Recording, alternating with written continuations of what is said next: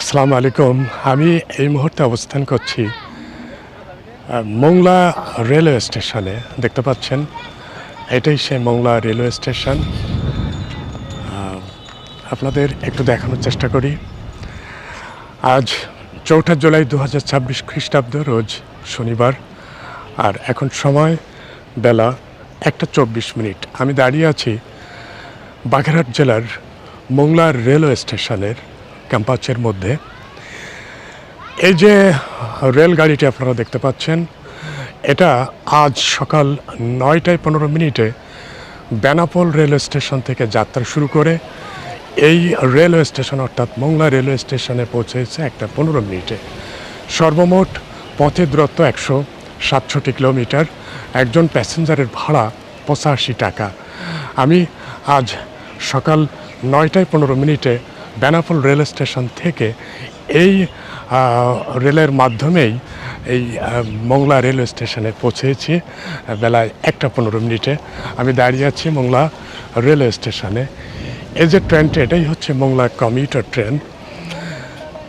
দেখতে পাচ্ছেন, বেনাপোল থেকে এই মোংলা রেল স্টেশন পর্যন্ত সর্বমোট ১৬৭ কিলোমিটার পথের দূরত্ব। রেলটি এখনই আবার বেনাপোলের উদ্দেশ্যে ছেড়ে যাবে। বেনাপোলে পৌঁছাবে বিকাল 4:30 সম্ভবত, বিকাল 4:30 পৌঁছাবে। আমি আপনাদের আরেকটু দেখানোর চেষ্টা করি। এই সেই মোংলা কমিউটার, এখনই ছেড়ে যাবে মোংলা কমিউটার ট্রেনটি। বেনাপোলের উদ্দেশ্যে ছেড়ে যাবে এই মোংলা রেল স্টেশন থেকে। খুলনার ফুলতলা থেকে 64.75 kilometre broad gauge rail line Mongla পর্যন্ত। মোট 8টি স্টেশন আছে। ফুলতলা থেকে এই মোংলা রেল স্টেশন পর্যন্ত সর্বমোট 8টি স্টেশন অতিক্রম করে স্টেশনে, এই মোংলা স্টেশনে আসতে হয়।